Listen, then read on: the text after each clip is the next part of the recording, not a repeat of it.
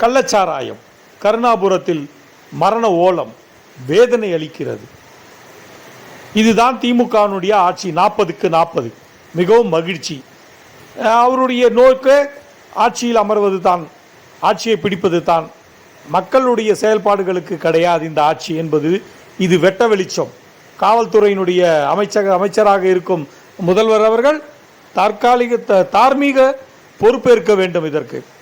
ஆனால் துரிதமாக நடவடிக்கை எடுத்து விட்டது. கலெக்டரை மாற்றி விட்டோம், சஸ்பெண்ட் செய்து விட்டோம். அதிகாரிகளை சஸ்பெண்ட் செய்தால் என்ன பாதி சம்பளம் கொடுக்க போறீங்க, இன்னொரு 3 மாதம் பொறுத்து திருப்பி கூட்டுக்க போறீங்க, வேற இடத்துல கொடுக்க போறீங்க. இதுதானே நடக்க போகுது. வேற என்ன நடக்கும்?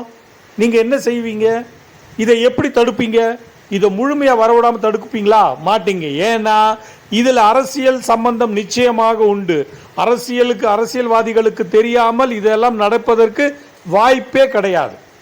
காவல்துறைக்கு தெரியாமல் இது நடப்பதற்கு வாய்ப்பே கிடையாது. எல்லாம் மாமூல் தான். எல்லாம் உங்களில் இருந்து தலையில இருந்து கீழே வால் வரைக்கும் மாமூல் தானே ஓடிக்கிட்டு இருக்கு. என்ன நடக்குது? எல்லா தலையீடு. காவல்துறையினுடைய செயல்பாட்டிலே உண்மையான நேர்மையாக இருந்தால் இது நடக்குமா? நடக்காது. அரசியல் தலையீடு இருப்பதனால தான் இதெல்லாம் நடக்கும். அரசியல் தலையீடு அங்கங்கே இருக்கும். அதனால அவர்கள் மெத்தனமாக அவர்கள் செயல்பட்டிருப்பார்கள்.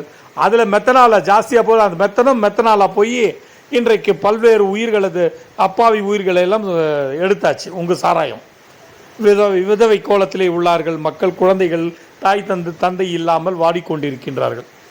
இங்கே என்ன வேடிக்கைன்னா, இந்த சினிமா நடிகர்கள்லாம் போய் வாழ்த்து தெரிவிக்கிறாங்களாம். ஏன்னா இந்த சினிமா நடிகர்களே, உங்களுக்கெல்லாம் வெக்கம் சூடு சொர்ணம் மானம் ஒன்றும் இல்லையா? நீங்கள் என்னத்தை போய் பார்க்குறீங்க? உங்கள் சினிமாவில் நடிக்கும் போது உட்காந்துக்கிட்டு மது பாட்டில் இதெல்லாம் ஓப்பன் பண்ணுறீங்க. ஒரு சாவா மது பாட்டில் ஓப்பன் பண்ணு, ஒரு ஃப்ரெண்டு ஜாலியாக பர்த்டே பார்ட்டியா மது பாட்டில் ஓப்பன் பண்ணு, எல்லாத்துக்கும் மது பாட்டில் ஓப்பன் பண்ணி அதில் கூட்டம் கும்மாளம்னு வேடிக்கை காமிச்சு இப்பேற்பட்ட அப்பாவி உயிர்களுக்கெல்லாம் பலியானதுக்கு நீங்களும் ஒரு காரணம்.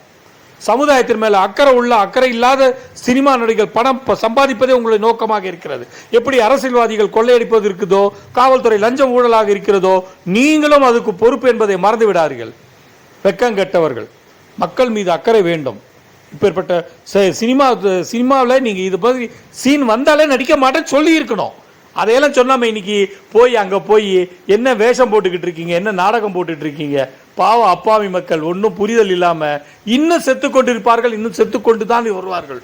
இப்படியான செயல்பாடுகள் இதையெல்லாம் முறியடிக்க வேண்டும். அரசு ஒரு ஒன்-மேன் கமிஷன் அமைத்து விட்டது, முடிந்து விட்டது. இன்னும் 3 மாதத்துக்கு இதை பற்றி கவலை இல்லை. ஒரு 10 லட்சம் வேற கொடுத்தாச்சு, இன்னும் கவலையே கிடையாது.